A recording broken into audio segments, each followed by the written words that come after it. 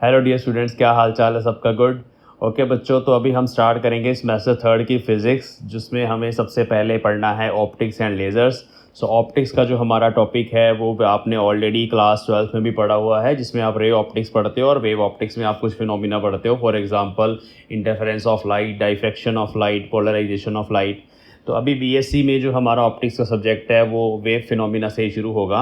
हम सबसे पहले इंटरफेरेंस ऑफ लाइट पढ़ने वाले हैं। तो इंटरफेरेंस ऑफ लाइट क्या होता है, पहले इसको डिस्कस करते हैं।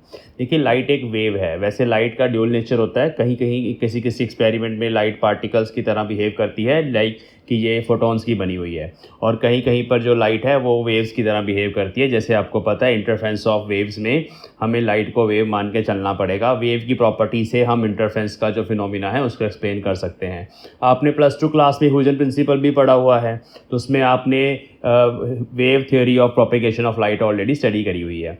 ये जो इंटरफेरेंस ऑफ लाइट है, हम जनरली किसी भी वेव के लिए बोल सकते हैं। चाहे वो वेव जो है वो लाइट की जनरेट हो रही हैं, चाहे दो वेव्स साउंड की वेव्स हैं, चाहे वो दोनों वेव्स पानी के ऊपर आपने दो पेबल्स फेंके और उन पेबल्स के गिरने से वहाँ पर रिपल जनरेट हुए और जहाँ पर वो इंटरसेक्ट कर रहे हैं वहाँ पर पैटर्न सा बन जाता है, उसको इंटरफेरेंस पैटर्न बोलते हैं। तो लाइट के साथ ये चीज़ ये जो एक्सपेरिमेंट है कि उसका इंटरफेरेंस पैटर्न बनाना, ये सबसे पहले यंग ने किया था और वाइट लाइट के साथ किया था। लेकिन बाद में फिर ये जो सस्टेन इंटरफेरेंस पैटर्न होता है, जो बढ़िया वाला इंटरफेरेंस पैटर्न बनता है, उसमें हमें मोनोक्रोमेटिक लाइट यूज़ करनी पड़ती है। तो हम सीधा ये समझ सकते हैं कि जब हमारे पास दो वेव्स हों सेम फ्रीक्वेंसी की वेव्स को मोनोक्रोमेटिक वेव बोला जाता है, या सेम वेवलेंथ की भी बोल सकते हो। दोनों की वेवलेंथ सिंगल होनी चाहिए। और उसके साथ साथ एक और कंडीशन है, एक तो मोनोक्रोमेटिक होनी चाहिए वेव्स, और दूसरी कंडीशन है कि उन दोनों वेव्स का जो फेज़ डिफरेंस है फाई, वो जो फेज़ है वो टाइम के साथ वेरी नहीं करना चाहिए। That must be constant with time. तो इस तरह के सोर्सेज को कोहेरेंट सोर्सेज बोलते हैं। दो लाइट के सोर्सेज चाहिए, वहाँ से जो वेव्स निकल रही हैं मोनोक्रोमेटिक होनी चाहिए, सिंगल वेवलेंथ की। और साथ साथ जहाँ वो दोनों वेव्स का जो फेज़ डिफरेंस है आपस में, अगर है, कुछ हो सकता है ना भी हो फेज़ डिफरेंस इनिशियली, वो जो फेज़ डिफरेंस है वो टाइम के साथ वेरी नहीं करना चाहिए, वो कांस्टेंट रहना चाहिए। डिफरेंस भी छोड़ दो, आप सीधा ये समझो कि जो फेज़ है वेव का, जो इनिशियल फेज़ होता है, इपोक भी बोलते हैं उसको, वो हमेशा कांस्टेंट रहना चाहिए टाइम के साथ। तो अगर ऐसा है तो उन दोनों सोर्सेज को यूज़ करके आप लाइट का इंटरफेरेंस पैटर्न जनरेट कर सकते हो, जो कि हम यंग्स जब डबल स्लिट एक्सपेरिमेंट में स्टडी करेंगे नेक्स्ट लेक्चर में। आज के लेक्चर में हमें क्या करना है, लेट अस राइट। तो हमारा बच्चे जो सब्जेक्ट है that is optics and lasers, optics and lasers, BSc semester 3 में ज़्यादातर हर यूनिवर्सिटी में इसको पढ़ाया जाता है। और हमारा आज का जो टॉपिक है, जो हमारा यूनिट 1 है, it is dedicated to interference of light. ठीक है जी। तो इसमें हमें आज के दिन क्या स्टडी करना है? देखिए, इंटरफेरेंस का मतलब है कि दो वेव्स किसी रीजन ऑफ स्पेस में या स्क्रीन के ऊपर दो वेव्स आके मिली, आपस में इंटरमिक्स हो गई, एक दूसरे के साथ दखल अंदाजी, मिक्स हो जाना, इंटरेक्ट करना, कुछ भी बोल सकते हो।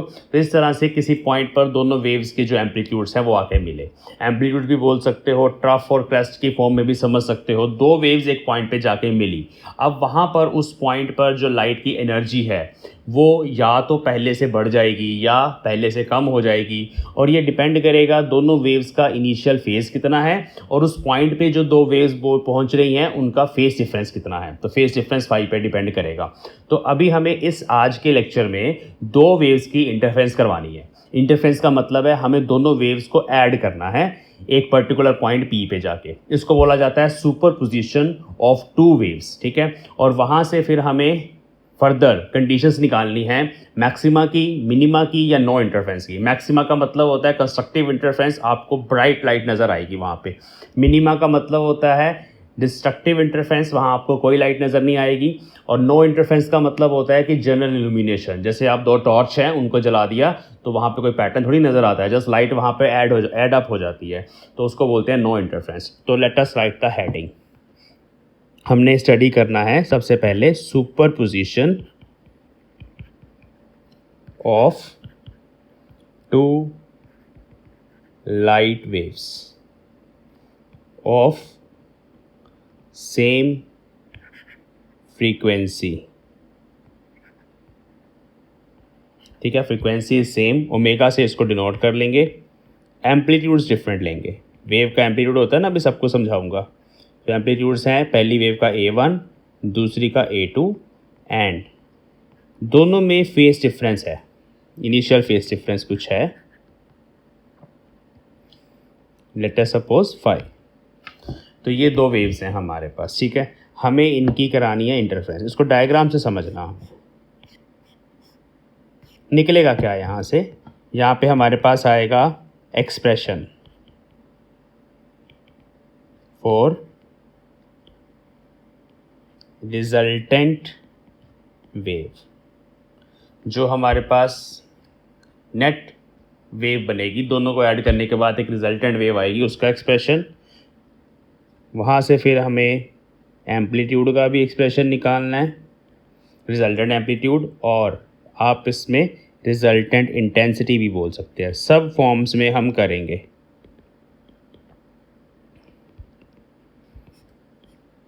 ठीक है, और उसके बाद हमें यहीं से डिफाइन करनी है कंडीशंस। किसकी conditions? Conditions for maxima. Maxima मतलब ब्रैकेट में लिख देते हैं, इसको हम कंस्ट्रक्टिव इंटरफेरेंस भी बोलते हैं। दूसरी कंडीशन मिनिमा।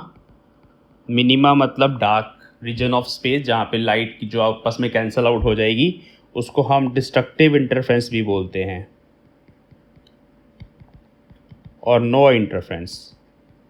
तो ये हेडिंग्स हैं सारी। बच्चे जब भी आप डेरिवेशन करते हो ना, तो मेन चीज़ होती है कि आप हेडिंग को अच्छे से समझो कि हमें करना क्या क्या है, और फिर रिजल्ट्स के साथ उसको कोरिलेट करो और अपने माइंड के अंदर उस चीज़ को लेके जाओ एग्जाम में कि जब हमें ये चीज़ पूछी जाएगी तो हमें इसमें कौन सी डेरिवेशन करनी है। तो अभी जो भी मैंने यहाँ पर लिखा है, इसको हम स्क्रीन के ऊपर पहले समझते हैं। ध्यान से देखिए।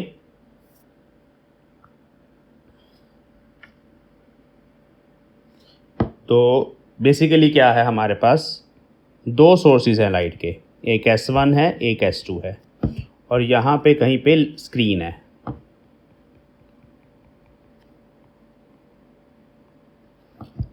स्क्रीन के ऊपर कहीं पर भी हम पॉइंट P ले लेते हैं, ठीक है।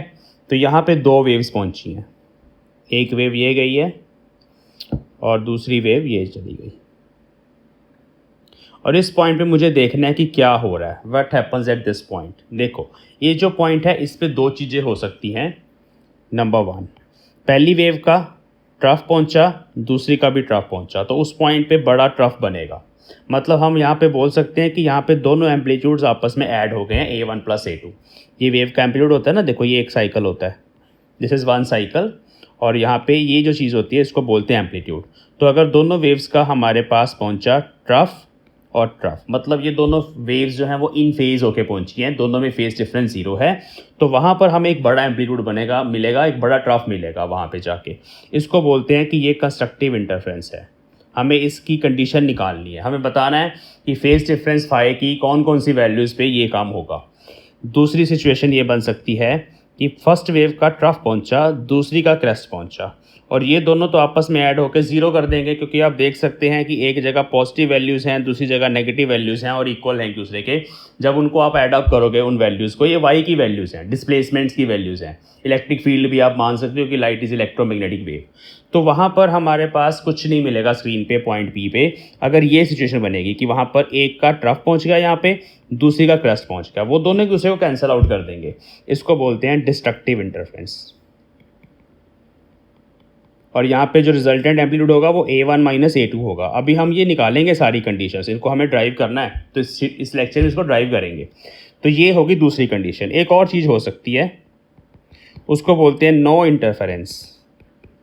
नो इंटरफेरेंस में क्या होगा, वहाँ पे जनरल इल्यूमिनेशन होगी, वो भी हम स्टडी करेंगे कि उसकी क्या कंडीशन है। तो ये हमारे पास डायग्राम से हमने समझा है कि बेसिकली होने क्या वाला है। अब वाटर वेव्स के केस में भी ऐसे ही होता है, आपने 2 पेबल्स फेंके और वहाँ पर पानी के ऊपर, सरफेस के ऊपर रिपल से जनरेट होते हैं। अब कहीं पर बड़ा ट्रफ पहुँचा, दूसरे का ट्रफ उसी पॉइंट पर आ गया, वहाँ एक बड़ा एम्पलीट्यूड बन जाएगा। जहाँ पे एक का ट्रफ पहुँचा वेव का, दूसरी का क्रेस्ट पहुँचा, वो कैंसिल आउट हो जाएंगे। और अगर मान लो दोनों के ही क्रेस्ट पहुँच गए ऐसे, तो उसके कॉरस्पॉन्डिंग एक बड़ा क्रेस्ट वहाँ पे मिलेगा, ठीक है। तो ये भी है वहाँ पे, लेकिन उस केस में हमारे पास मतलब ये कंस्ट्रक्टिव इंटरफेरेंस का ही केस है ये वाला भी, क्योंकि इन दोनों केस में जो फेज डिफरेंस है फाई वो 0 है। चलिए तो अभी हम इसको डिटेल में समझेंगे, हमें डेरिवेशन कैसे करनी है। तो सबसे पहले हमें दोनों वेव्स के डिस्प्लेसमेंट्स के फॉर्मूले मानने हैं, फिर हमें उनको सिंपली ऐड करना है और कुछ नहीं करना है इसमें। तो डेरिवेशन अभी स्टार्ट करते हैं।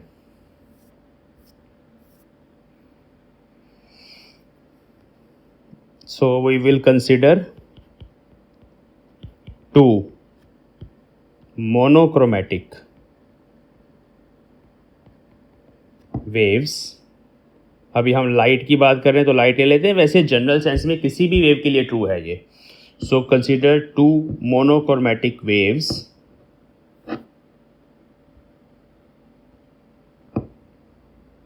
Of frequency omega. दोनों की फ्रीक्वेंसी सेम लेनी है ओमेगा। अगर फ्रीक्वेंसी सेम है तो दोनों की वेवलेंथ सेम है। वेवलेंथ फ्रीक्वेंसी सेम होने का मतलब होता है कलर सेम है। दोनों लाइट्स ऑरेंज कलर की हो सकती हैं, दोनों लाइट्स रेड कलर की हो सकती हैं, ग्रीन कलर की हो सकती हैं, लेकिन इसमें एक से ज़्यादा वेवलेंथ नहीं होगी। अगर वो होंगी तब भी इंटरफेरेंस पैटर्न बनता है, लेकिन वो इतना ज़्यादा शार्प नहीं बनता, उसमें कलर्ड फ्रिंजेस मिलती हैं। इस केस में जो पैटर्न बनता है वो सेम कलर का मिलेगा लेकिन शार्प बनेगा। वो अभी आगे जाके जैसे जैसे हम आगे बढ़ेंगे ना आपको चीज़ें समझ आती रहेंगी। So consider two monochromatic light wave frequency omega amplitudes A1 and A2 and phase difference phi। तो हमारे पास फर्स्ट वेव है y1 से डिनोट करेंगे। देखो वेव को डिनोट करने के लिए सिनोसॉइडल फंक्शन होते हैं। किसी भी वेव को आप डिनोट करना चाहते हो तो आपने ये फॉर्मूला पढ़ा होगा इलेक्ट्रोमैग्नेटिक वेव के लिए, a into sine omega T minus के x.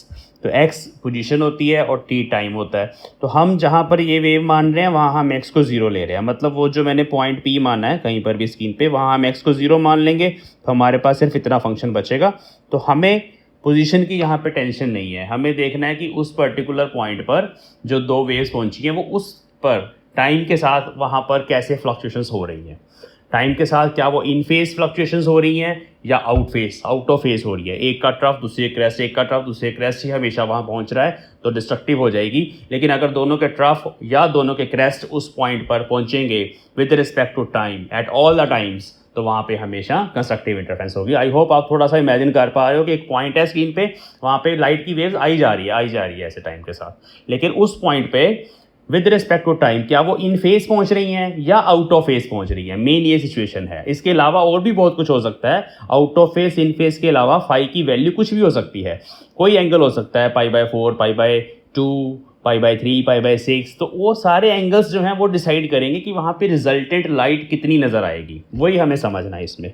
So let us right, यहाँ ना छोटा ए लेके चलूँगा, मैंने छोटा ए लिखा है, A1 साइन ओमेगा टी, ये हमारी पहली वेव।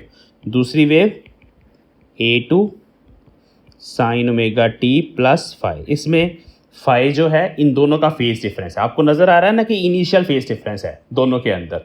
तो अभी हमें इन दोनों को सिंपली ऐड करना है, क्योंकि जब भी हमें सुपर पोजिशन ऑफ वेव्स को स्टडी करना होता है, इंटरमिक्सिंग एडिशन करनी होती है, तो सिंपली इनको ऐड करते हैं।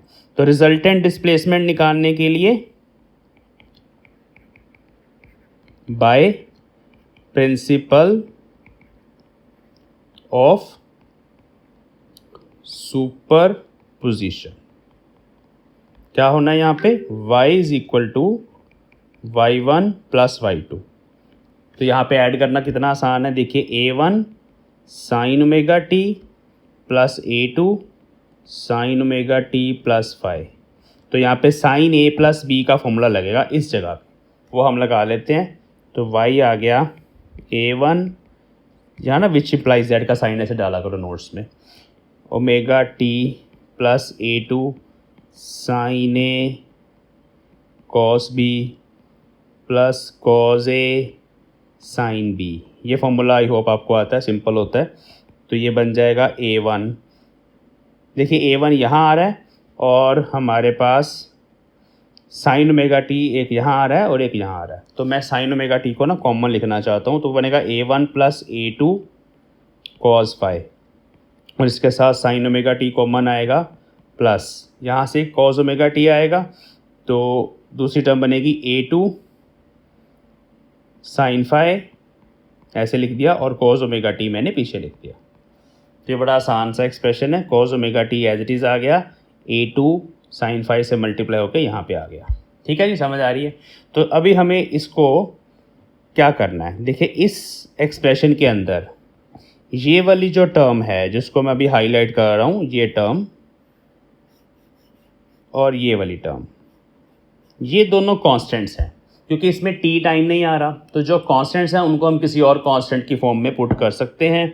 तो अभी हमने क्या करना है, इसको पुट कर देना है A cos phi sine omega t plus इसको पुट कर देना है A sine phi cos omega t. ठीक है जी। अब यहाँ पे ये भी कांस्टेंट्स हैं, जस्ट मैंने फॉर्मूला बनाने के लिए उन दोनों कांस्टेंट्स को इस तरह से रिप्लेस कर दिया। अब यहाँ पे cos A plus B, sorry यहाँ पे साइन ए प्लस बी का फॉर्मूला दोबारा से बन गया। देखो cos A sine B plus sine A cos B, तो ये बन गया A sine omega t plus phi. तो ये हमारे पास रिजल्टेंट वेव आई है। ठीक है जी। इसमें ए डिफरेंट है, वो ए स्मॉल A1 A2 थे इंडिविजुअल वेव्स के एम्पलीट्यूड, ये रिजल्टेंट वेव का एम्पलीट्यूड है। अभी हमें यही वाला ए फाइंड करना है। तो इस ए को फाइंड करने के लिए हम इन दोनों इक्वेशंस की करेंगे स्क्वेयरिंग एंड एडिंग। किसकी? इन दोनों की। देखो मैं नेक्स्ट शीट पे करके दिखाता हूँ आपको। तो हमने अभी माना है कि जो मेरा A1 plus A2 cos phi है वो है कैपिटल A कॉस फाई, और दूसरा जो है A2 साइन फाई वो है कैपिटल A साइन फाई। और मुझे यहाँ से रिजल्टेंट एम्पलीट्यूड निकालना है। ये वाला जो हमारा एक्सप्रेशन है ये रिजल्टेंट वेव का एक्सप्रेशन है। यहाँ मैं लिख देता हूँ दिस इज रिजल्टेंट वेव। ये पूरी वेव को रिप्रेजेंट करता है, और इसको ऐसे भी समझ सकते हो ये रिजल्टेंट डिस्प्लेसमेंट है। Y is the displacement of particles या displacement of electric field vector. चलिए तो यहाँ पे अब हम करेंगे इन दोनों की स्क्वेयरिंग एंड एडिंग।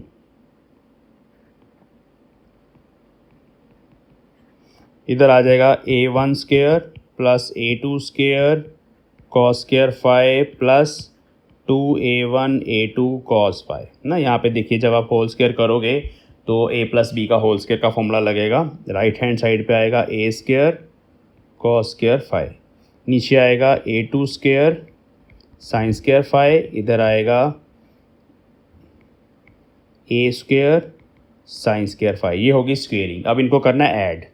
तो जब आप इनको ऐड करोगे A1 square as it is आएगा, A2 स्क्वेयर कॉमन आएगा, ब्रैकेट में ये दोनों टर्म्स बचेंगी which is cos square phi plus sine square phi plus 2A1 A2 cos phi.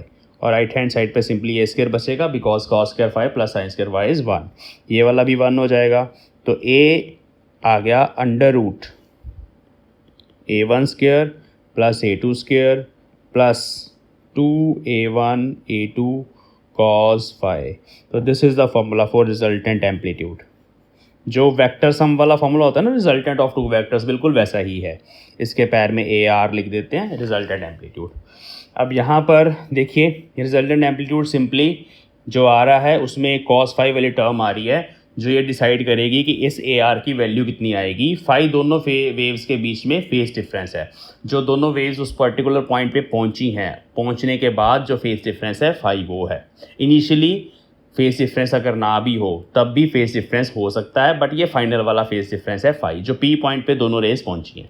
अब हमें क्या करना है, इंटेंसिटी का फॉर्मूला पहले लिख लेते हैं। सो यूजिंग इंटेंसिटी के लिए आपको पता ना लाइट की इंटेंसिटी या किसी भी वेव की intensity is directly proportional to amplitude square. तो यहाँ पर हमारे पास जो A1 स्क्वायर है उसकी जगह I1 आ जाएगा, intensity of first light source. A2 square is directly proportional to I2, और AR स्क्वायर इज़ IR। तो यहाँ पर हमारे पास AR स्क्वायर की जगह AR है, लेकिन मैं जब स्क्वायर करूँगा यहाँ पे इधर से अंडर रूट ख़त्म हो जाएगा, तो उसको आप समझिए बड़ा आसान है। तो मैं क्या करूँगा यहाँ पे AR स्क्वायर को मैं पुट कर रहा हूँ IR। राइट हैंड साइड पे अंडर रूट नहीं आएगा। A1 स्क्वायर की जगह आएगा I1, A2 स्क्वायर की जगह आएगा I2 प्लस 2। अब यहाँ स्क्वायर्स है नहीं तो अंडर रूट I1 I2 और साथ में cos फाई कॉस फाई हमारा अंडर रूट से बाहर आएगा, ये अंडर रूट डिफरेंट है, ये ऊपर वाला जो अंडर रूट है वो हमारा ए स्क्वायर में ख़त्म हो गया। तो ये हमारी इक्वेशन जो है ये रिजल्टेंट इंटेंसिटी की इक्वेशन है। इसमें ये जो टर्म है, ये वाली टर्म लास्ट वाली, ये है इंटरफेरेंस टर्म। यही डिसाइड करती है कि वहाँ पे जो लाइट की इंटेंसिटी है क्या वो जनरल इल्यूमिनेशन से ज़्यादा आएगी या जनरल इल्यूमिनेशन से कम आएगी। जनरल इल्यूमिनेशन में एक इंटेंसिटी के साथ क्या होता है, सिंपली ऐड हो जाती हैं। जैसे मान लो मैं समझाता हूँ नेक्स्ट शीट पे। देखो ये एक सोर्स था, इसकी लाइट की इंटेंसिटी है I1, ये दूसरा सोर्स था, इसकी लाइट की इंटेंसिटी है I2। आपने दोनों लाइट को यहाँ पे दीवार पे मारा तो यहाँ पर जो लाइट की इंटेंसिटी होगी वो होगी सिंपली I1 प्लस I2। ये होगा सिंपली जनरली, जैसे जनरली होता है, ये वो केस है जनरल इल्यूमिनेशन या नो इंटरफेरेंस। लेकिन हमारे पास तो रिजल्टेंट फॉर्मूला ये नहीं है, हमारे पास रिजल्टेंट इंटेंसिटी का फॉर्मूला है ये वाला, उसमें एक एक्स्ट्रा टर्म है ये वाली जो डिसाइड कर रही है, जिसमें फाई एंगल आ रहा है और वो फाई एंगल डिसाइड कर रहा है कि वहाँ पे हमें नेट इंटेंसिटी कितनी मिलेगी। ये है यहाँ पे। अब यहाँ पे स्पेशल केस है, वो है कि अगर दोनों लाइट की इंटेंसिटीज़ बराबर हुई, I1 I2 के बराबर है, दोनों सेम इंटेंसिटीज़ की लाइट हैं, तो ये फॉर्मूला थोड़ा चेंज हो जाएगा, एक और फॉर्मूला बन जाएगा। वो बनेगा, दोनों को हम I मान लेते हैं, दोनों इंटेंसिटीज़ को, तो I1 की जगह I आ गया, I2 की जगह I सिंपली आना चाहिए plus 2 under root I square, यहाँ भी I बचेगा, कॉस फाई।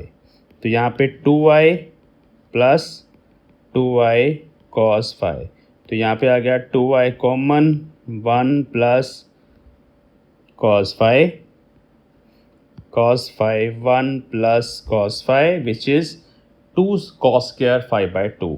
तो ये बना 2I into 2 cos square 5/2। Solve करके आंसर आ गया 4I कॉस स्क्वायर 5/2। तो ये हमारे पास रिजल्टेंट इंटेंसिटी का फॉर्मूला आया जब दोनों लाइट सोर्स की इंटेंसिटीज़ एक दूसरे के बराबर है। तब आपने डायरेक्टली ये फॉर्मूला अप्लाई करना है। न्यूमेरिकल्स में आपको अच्छे समझ आएगा जब हम न्यूमेरिकल्स पे जाएंगे। तो ये हमारे पास रिजल्टेंट इंटेंसिटी है। इसके साथ साथ रिजल्टेंट इंटेंसिटी जो है हमारी ये आ गई। एम्पलीट्यूड के केस में हमारे पास फॉर्मूला जो है वो मैं लिख देता हूँ। अब हमें इसके स्पेशल केसेस करने हैं। तो स्पेशल केसेस में हमें वही निकालनी है conditions for constructive, destructive and no interference. वो क्या कंडीशंस हैं? Let us go to the next sheet. So resultant intensity IR formula अब याद कर लो आप, ठीक है।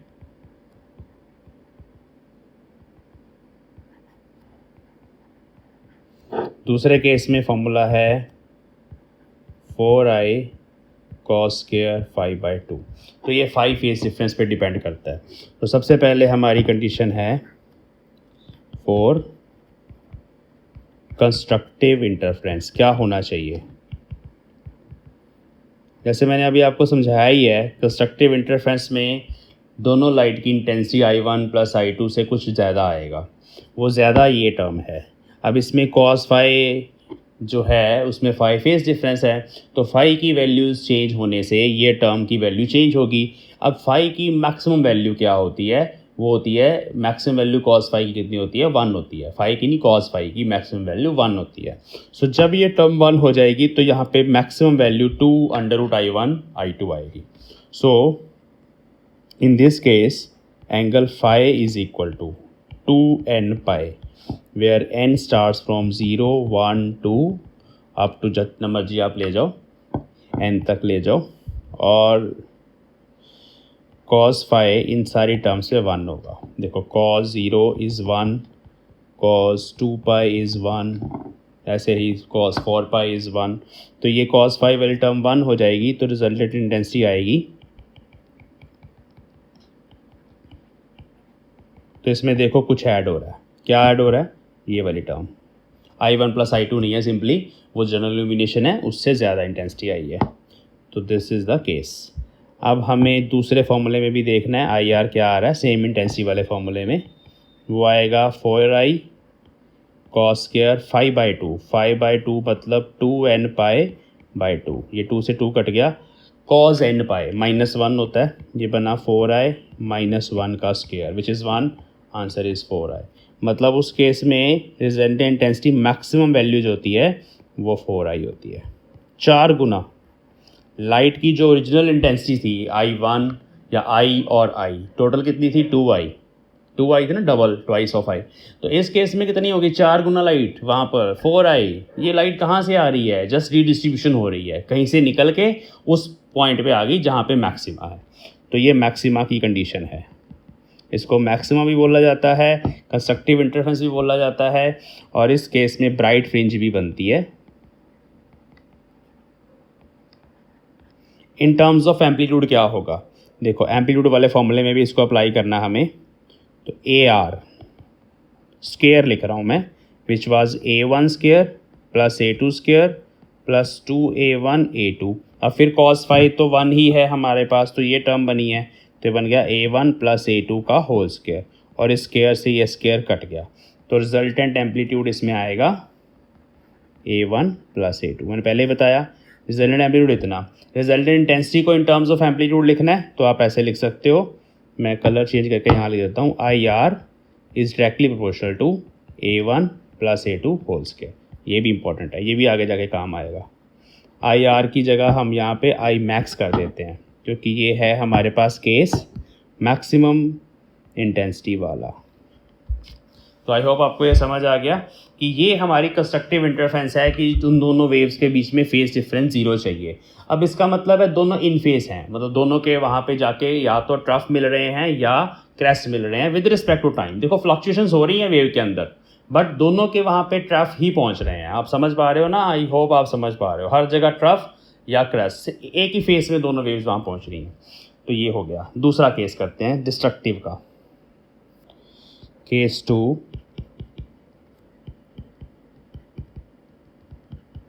फॉर डिस्ट्रक्टिव इंटरफेरेंस देखिए कॉस फाई ना -1 चाहिए, ताकि वहाँ पर वो जो टर्म है 2 √I1 I2 वाली वो सब्ट्रैक्ट हो जाए, माइनस चाहिए।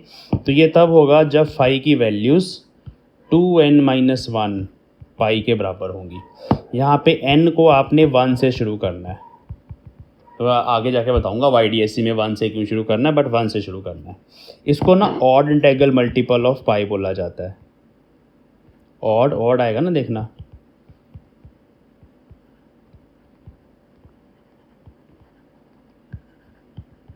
Pi radian is angle. यहाँ पे n को 1 पुट करेंगे तो पाई आएगा, 2 पुट करेंगे तो 3 पाई आएगा, 5 पाई आएगा, उसके बाद 7 पाई। इन सारे एंगल्स पे cos फाई -1 होगा। तो फिर रिजल्टेंट इंटेंसिटी क्या होगी इन सारे एंगल्स पे, वो होगी I1 plus I2 -2 √I1 I2। Negative sign आ गया, cos फाई -1 है। इस केस में रिजल्टेंट एम्पलीट्यूड, रिजल्टेंट इंटेंसिटी दूसरे फार्मूले से, इक्वल इंटेंसिटी वाले फार्मूले से cos स्क्वायर 5/2, ये 5 हो गया बाई 2, तो ये तो π/2 आ गया, और cos में π/2 0 होता है, तो ये 0 आ गई। अब देखो यहाँ इंटेंसिटी I1 -I2 नहीं आई, 0 आ गई ना, ये 0 है, तो यहीं से वो इंटेंसिटी निकली है और वो 4i वाली साइड पे चली गई है। रिजल्टेंट एम्पलीट्यूड AR स्क्वायर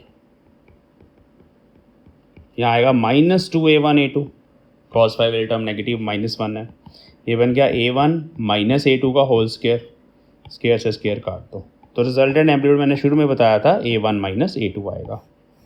और आप इसके साथ साथ minimum intensity is directly proportional to A1 -A2।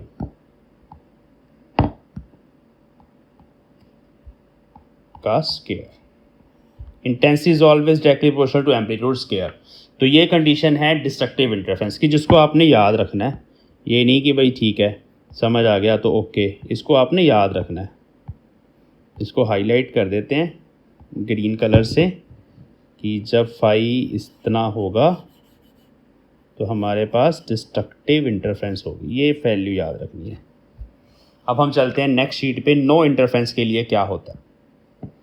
तीसरी कंडीशन नो इंटरफेरेंस, इसको हम जनरल लाइट की illumination, simply light add up होगी इस केस में, इंटेंसिटी सिंपली ऐड होंगी। उस केस में cos फाई वाली टर्म ज़ीरो होती है, और cos फाई वाली टर्म ज़ीरो तब होगी जब एंगल हमारे पास 2n-1 π/2 multiple of odd multiple of π/2 90 degree, cos 90 degree zero होता है ना, तो ये कंडीशन है। तो इस केस में हमारे पास आई आर सिंपली है, cos फाई ज़ीरो हो गया तो y1 + i2, मतलब दोनों इंटेंसिटी सिंपली ऐड हुई हैं। और ए आर इस केस में आएगा a1 square plus a2 square, और यहाँ भी स्क्वायर था जिसका इधर बन गया अंडर रूट, तो दूसरी टर्म जो है हमारी वो ज़ीरो हो गई है। तो ये रिजल्टेंट एम्पलीट्यूड है इस केस में, ठीक है जी। तो ये सारी कंडीशंस जो हैं इनको आपने याद रखना है। एन यहाँ भी लिख देते हैं, एन यहाँ पे 1 2 3 एंड सो ऑन। तो एन की वैल्यू सिर्फ मैक्सिमम वाले केस में 0 से स्टार्ट करनी है, अदरवाइज़ 1 से शुरू करनी है। इसका आगे याद करने के लिए आसान रहेगा, इसलिए ऐसे करा है। किसी किसी बुक में यहाँ 2n+1 π/2 भी लिखा होगा, उसमें कोई दिक्कत नहीं है, फिर n 0 से शुरू होगा। तो वो जस्ट टर्मिनोलॉजी को याद करने के लिए ऐसा लिखना आसान रहता है, आगे जाकर समझ आ जाएगी आपको। तो ये हमारे पास कंडीशंस आ गई कि कभी कंस्ट्रक्टिव और डिस्ट्रक्टिव और नो इंटरफेरेंस कब होगी। अब बात है, एक होता है पाथ डिफरेंस, ये होगा फेस डिफरेंस, अब एक होता है पाथ डिफरेंस। तो इन कंडीशंस को इन टर्म्स ऑफ पाथ डिफरेंस भी हमें लिखना आना चाहिए। उसको समझेंगे पहले, पाथ डिफरेंस क्या है। देखो यहाँ सोर्स S1 था, यहाँ सोर्स S2 था, ये स्क्रीन है, यहाँ पे पॉइंट P है। अब ये वेव जो है सीधी चली गई, इसने इतना पाथ कवर किया, लेकिन ये थोड़ा ज़्यादा पाथ कवर करके जा रही है दूसरी वेव। तो इन दोनों का डिफरेंस S1P माइनस S2P, उसको बोला जाता है path difference, path travelled by light, उसका डिफरेंस। अब इसको डेल्टा से डिनोट कर लेंगे, और जब आप Young's double slit experiment study करोगे वहाँ पर हमें इन टर्म्स ऑफ डेल्टा बात करनी है, इसलिए ये पहले बताया जाता है कि डेल्टा कितना होना चाहिए फॉर ऑल दीज केसेस। अब डेल्टा और फाई की रिलेशन अगर आपको पता चल जाए कि ये आपस में कैसे रिलेटेड हैं, तो आप फाई की वैल्यूज़ पुट करके डेल्टा की वैल्यूज़ निकाल सकते हो। तो डेल्टा और फाई को समझेंगे, अगर हमारे पास एक वेव का साइकिल है, ये वन वेव है कोई भी, उसका एक साइकिल है, तो यहाँ से लेकर यहाँ तक का जो पाथ है डेल्टा, ये पाथ होता है ना स्ट्रेट लाइन पाथ, ये लैम्डा के बराबर है। ये सिंगल वेवलेंथ ही है ना, एक वन वेवलेंथ है लैम्डा के बराबर। और यहाँ से लेकर यहाँ तक जो फाई चेंज होता है वो 2π चेंज होता है, 2π रेडियंस। अब इन दोनों को अगर मैं डिवाइड कर दूँ तो delta by phi is lambda by 2π। तो अगर आपने डेल्टा लिखना है, फाई आपको पता है, तो लैम्डा बाय 2π के फैक्टर से फाई को मल्टीप्लाई कर दो। लैम्डा बाय 2π से जब फाई को मल्टीप्लाई करोगे डेल्टा आ जाएगा। अभी इसको लगा के फॉर्मूले को पिछले वाले फाई पुट करके तीनों कंडीशंस लिखते हैं, देखिए ध्यान से।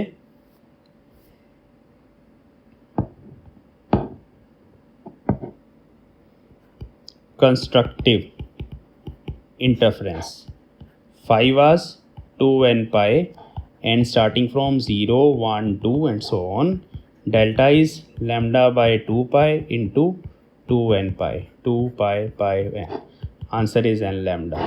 तो कंस्ट्रक्टिव के लिए पाथ डिफरेंस n लैम्डा चाहिए। ये क्या है? ये है इंटेग्रल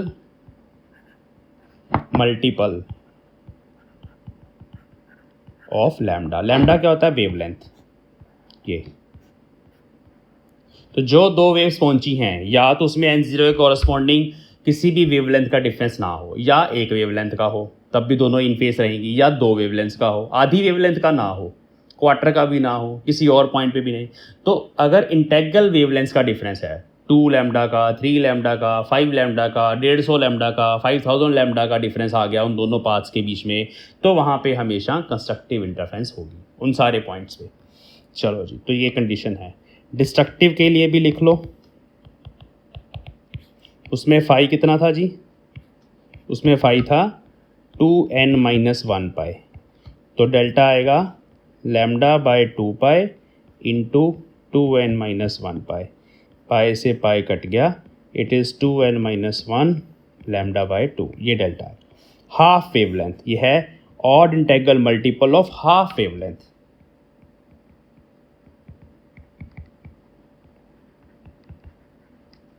लैम्डा बाय 2 आ रहा है ना, जब आप n को 0 पुट करोगे तो लैम्डा बाय 2 आएगा, 1 पुट करोगे तो 3 लैम्डा बाय 2 आएगा, ऐसा ऑन। तो अगर इतना डिफरेंस आ रहा है, all integral multiple of half lambda का, तो तब वहाँ पे डिस्ट्रक्टिव इंटरफेरेंस होगी। और नो इंटरफेरेंस की कंडीशन भी लिख लेते हैं।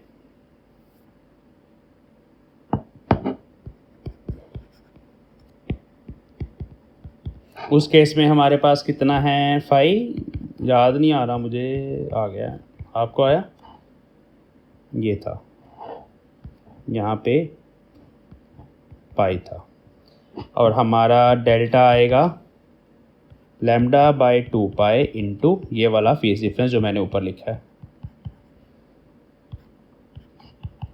λ/4 इंटू 2n-1। इसको क्या बोलेंगे, इसको बोलेंगे odd integral multiple of quarter wavelength. λ/4 है ना, क्वार्टर आप समझते ही हो, ठीक है। अगर इतना फेज डिफरेंस आ गया, पाथ डिफरेंस आ गया, जैसे यहाँ से एक वेव आई ऐसे ट्रैवल करके, एक मान लो यहाँ से गई, या थोड़ा पीछे ले जाते हैं सोर्स को, यहाँ से गई, इसने कवर किया S1p, इसने कवर किया S2p। तो जब आप दोनों लेंस को माइनस करोगे, सब्ट्रैक्ट करोगे, जैसे परपेंडिकुलर फेंक देते हैं यहाँ पे, ये वाला जो डेल्टा है, अगर ये हमारे पास λ/4 के मल्टीपल्स में आया तो कोई इंटरफेरेंस नहीं होगी उस पर्टिकुलर पॉइंट पे। और अगर ये λ/2 के मल्टीपल्स में आया तो डिस्ट्रक्टिव होगी, और अगर ये लैम्डा के मल्टीपल्स में आया तो कंस्ट्रक्टिव इंटरफेरेंस होगी। तो these are the conditions for constructive, destructive and no interference in terms of path difference delta. ये सारे फॉर्मूले अच्छे से समझने हैं, लर्न करने हैं, और आने वाले लेक्चर्स में इस पे न्यूमेरिकल्स भी होंगे। +2 में भी ये आपने चीज़ें करी हुई हैं, लेकिन अभी जो हमें करना है ना, थोड़ा डिटेल में जाएंगे आगे आगे ना, आप देखना। चलो अब हमें क्या करना है, एक छोटा सी प्रॉब्लम है, वो आज के इस लेक्चर में करेंगे, उसके बाद नेक्स्ट क्लास में फिर देखेंगे क्या करना है। ये बड़ी इंपॉर्टेंट एग्जाम्पल है।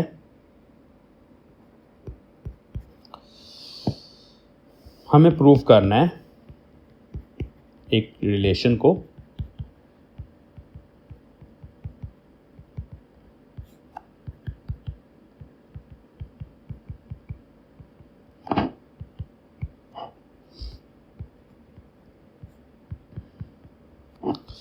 आई मैक्स अभी हमने निकाला था। I max is directly proportional to A1 + A2 whole square. I min is directly proportional to A1 - A2 whole square. Alpha क्या है, गिवन है here, alpha is intensity ratio I1/I2, या आप इसको इन टर्म्स ऑफ एम्पलीट्यूड लिखना चाहते हो तो A1²/A2² होगा। तो ये इंटेंसिटीज़ की रेशो है अल्फ़ा। तो हमें इस चीज़ को प्रूव करना है, बड़ा आसान है। हमें आई मैक्स की जगह पुट करना है A1 + A2 whole square, I mean की जगह पुट करना है A1, यहाँ से हम प्रूफ शुरू कर रहे हैं, -A2 होल स्क्वायर। नीचे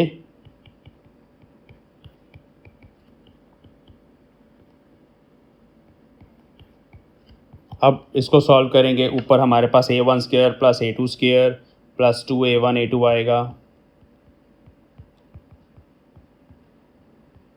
-A1² - A2² + 2A1A2 आएगा। डिनोमिनेटर में हमारे पास A1² + A2² + 2A1A2, यहाँ प्लस A1² A2² - 2A1A2। तो डिनोमिनेटर में ये टर्म्स दोनों कटेंगी, एक में +2A1A2, एक में माइनस, और ऊपर ये कटेंगी। ऊपर बन गया 4A1A2, नीचे बन गया 2 कॉमन, और मैं A2² भी कॉमन ले रहा हूँ, अंदर बचेगा A1²/A2² + 1। बड़ा इजी कैलकुलेशन आप कर लेना, स्क्वायर से ये कट गया, यहाँ 2 आ गया, तो ये बन गया 2, और इस A2 को उसके नीचे लिख रहा हूँ ऐसे, और नीचे आएगा ये। अब A1/A2 √α है, आप देख लीजिए यहाँ से A1/A2 √α है, तो देयरफॉर ये आ गया 2 √α अपॉन अल्फ़ा + 1। ये अल्फ़ा है पूरा, देखो ये अल्फ़ा है, ठीक है। तो ये हमारा प्रूफ हो गया, हैंस प्रूव्ड। तो ये सिंपल सी प्रॉब्लम थी, जो कंट्रास्ट, फ्रिंज कंट्रास्ट इसको बोलते हैं, कंट्रास्ट रेशो भी बोलते हैं, जो 2 √α अपॉन 1 + अल्फ़ा के बराबर है। तो यहीं पे हमारा आज का ये लेक्चर फिनिश कर देते हैं। ये अब इंट्रोडक्टरी लेक्चर है, इंटरफेरेंस ऑफ लाइट। आने वाले लेक्चर्स में हम कंजर्वेशन ऑफ एनर्जी भी होता है इंटरफेरेंस में, ये प्रूफ करेंगे। फिर हम YDSC को डिटेल में स्टडी करेंगे, यंग ड्रॉवर हिट एक्सपेरिमेंट, उसके ऊपर रिलेटेड कुछ क्वेश्चंस जो हैं वो डायरेक्टली एग्जाम से पूछे जाते हैं, वो हम करेंगे। फिर धीरे धीरे हमारे पास डिफरेंट तरह के इंटरफेरोमीटर्स आ जाएंगे कोहेरेंट सोर्सेज के बाद, जिसमें फ्रेस्नेल, बाइप्रिज्म, माइकलसन इंटरफेरोमीटर, जो भी आपके सिलेबस में होगा मैं तकरीबन सारा कुछ ही करवाऊँगा। तो we will meet in the next class. और आप इस वीडियो को देखिए, अपने फ्रेंड्स के साथ शेयर करिए, लाइक और कमेंट ज़रूर करिए, क्योंकि जब आप वीडियो को लाइक करते हो उसकी रीच बढ़ जाती है और बच्चों तक जाती है। तो मैं चाहता हूँ कि चलो, मैंने थोड़ा लेट अभी लेक्चर रिकॉर्ड करा इस बार, I was busy in some other things. So अभी मैं कॉन्टीन्यूटी बनाऊँगा, कोशिश करेंगे कि हम थर्ड सेमेस्टर की फ़िज़िक्स इस सेमेस्टर के अंदर फिनिश करते। So we will meet in the next class. Thanks for watching.